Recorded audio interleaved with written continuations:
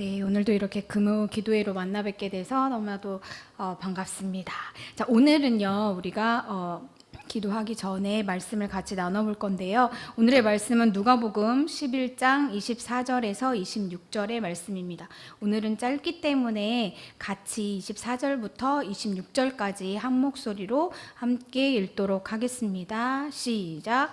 더러운 귀신이 사람에게서 나갔을 때에 물 없는 곳으로 다니며 쉬기를 구하되 얻지 못하고 이에 이르되 내가 나온 내 집으로 돌아가리라 하고 가서 보니 그 집이 청소되고 수리되었거늘 이에 가서 전보다 더 악한 귀신 7을 데리고 들어가서 거하니 그 사람의 나중 형편이 전보다 더 심하게 되느니라. 아멘. 네. 우리 성도님들 한 주간도 평안하게 잘 지내셨는지 모르겠습니다. 우리가 어떤 분들은 너무나도 평범한 일상을 보내면서 그 일상이 이렇게 평범하게 일상을 살아갈 수 있음에 감사한 분들도 계실 거고요.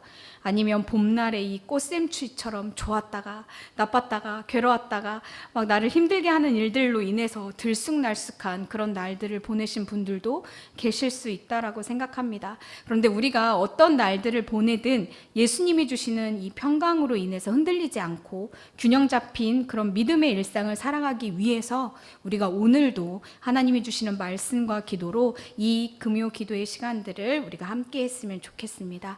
우리가 아까 읽었던 이 누가복음 11장 24절에서부터 26절 짧은 구절의 내용인데 이 본문의 내용을 간단히 설명하자면요. 사람에게 이 둘러붙어 있던 귀신이 쫓김을 당해서 사람에게서 떨어져 나갑니다. 나름 아마 그 귀신도 사람에게 붙어 있다가 쫓김을 당할 때 아마 힘들고 괴로웠겠죠. 그래서 이제는 내가 맘 놓고 좀 쉴 수 있는 다른 거처를 찾아야겠다 라고 이렇게 막 돌아다닙니다. 이제 어떤 사람한테 다시 들어갈까 이렇게 보죠. 그런데 아무리 찾아봐도 그 전에 있던 그 사람 몸만한 게 없었던 모양이에요. 그래서 혹시나 하는 마음에 아무리 찾아도 없는데 그래 내가 나온 그 집에 다시 들어가자 라고 생각하며 전에 나왔던 그 사람에게로 돌아갑니다. 가서 보니까요, 그 집은 자기가 쫓겨난 후에 완전히 깨끗하게 청소되고 수리되어져 있었습니다. 자기가 있었을 때보다 자기가 나온 다음에 더 깨끗하고 더 좋아 보여요. 그래서 이제 그 안에 들어가기만 하면 되고요. 더 좋은 건 그 안에 다른 귀신도 들어가 있지 않고 그 어떤 것도 그 안에 없었다라는 거예요. 아무것도 없이 깨끗한 상태로 있다라는 거예요. 그러면 이제 내가 들어가 살기만 하면 되는 상태인 거죠. 그런데 이 좋은 집을 발견한 이 더러운 귀신이요, 자기 혼자 들어가서 살기는 너무 아까워서 어떻게 했죠? 자기보다 더 악한 귀신 한 명도 아니고 7을 데리고 때로 들어갑니다. 그렇게 되자 그 사람은요, 그 한 귀신이 들어갔다 나왔을 때보다도 더 심한 상황이 되어버렸다 라고 오늘 누가복음 11장 24절에서 26절은 이야기를 하고 있습니다. 그렇다면요, 이 짧은 구절, 이 내용들을 우리가 생각해 보면서 제 질문 하나 한번 해볼게요. 그러면 어떻게 했더라면 이 사람은 다시 귀신 들리지 않았을까요? 어떻게 했어야? 그렇죠. 여기에 이 귀신이 나간 다음에 얘가 들어갈 수 있었던 건 그 집이 너무나도 깨끗하게 비어 있었기 때문입니다. 귀신이 나간 후에 깨끗하게 청소되고 수리되어진 그 마음을 빈집으로 두어서는 안 됐었어요. 그 깨끗해진 마음 안에 하나님으로 가득 채웠어야 다시는 귀신이 그 안에 들어가지 못했었던 거죠. 혹시 여러분들 안에 은혜 받은 다음에 은혜를 엄청 이렇게 받고 난 이후에 오히려 시험에 든 경험 없으신가요? 아니면 하나님 앞에서 내가 잘못했습니다가 회개하고 분명히 회개했는데 또 돌아서 보면 내가 죄를 용서받고도 어느샌가 그 죄의 자리로 다시 돌아가 있는 내 모습을 발견한 적은 없으신가요? 우리가요, 하나님의 은혜를 받아서 죄로부터 내 삶이 깨끗함을 얻고 정결한 삶을 얻었다면 이제 우리는 그 삶을 하나님으로 가득 채우는 일들을 해야 합니다. 깨끗해진 그곳에 내가 무엇을 해야 할지, 무엇으로 채워야 할지 모른 채 가만히 있다 보면요, 우리는 너무나도 자연스럽게 죄의 습성을 따라 원래의 모습으로 살아가게 될 것입니다. 그러면 하나님으로 우리가 가득 채우기 위해서 어떻게 해야 할까요? 짧게 3개를 살펴보고자 하는데요. 첫 번째는 하나님 말씀으로 내 삶을 채워야 합니다. 하나님의 말씀에는 강력한 능력이 있습니다. 믿으시나요? 네.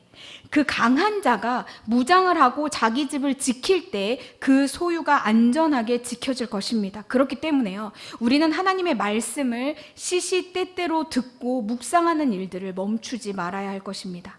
그리고 두 번째, 하나님의 말씀으로 내 삶을 채우는 것에서 더 나아가 두 번째, 우리는 그 하나님의 말씀으로 살아가야 합니다.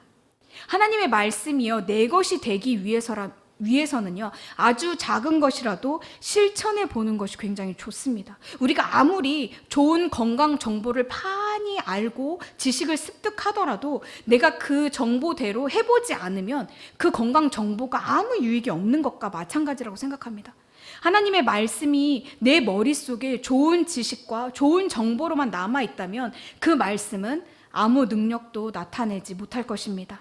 아주 작은 것일지라도 매일 일기를 쓰듯이 그날의 말씀으로 순종의 기록들을 남기는 일들을 계속해 나갈 때 하나님의 말씀이 능력이 되어 내 삶을 붙드실 것입니다. 그리고 마지막 세 번째, 우리는 성령의 충만함을 구해야 합니다. 하나님의 말씀으로 내 삶을 채우고, 그리고 그 말씀으로 조금이라도 하나라도 순종하며 살아가는 일, 이거는요, 우리가 이렇게 말로 쉽게 하는 것처럼 그렇게 진짜 살아보려면 결코 쉽지 않아요. 내 죄가 내가 이 지은 죄들이 죄라는 것들을 깨닫기까지도, 그래서 하나님 앞에 회개하기까지도, 그리고 그 회개하고 내 마음을 깨끗하게 비워낸 이 삶 속에 하나님의 말씀으로 채우고 하나님의 말씀대로 살아가려고 하는 이것들이요, 성령님의 도우심이 없이는 나의 힘으로 절대 할 수 없다라는 것들을 말씀드립니다.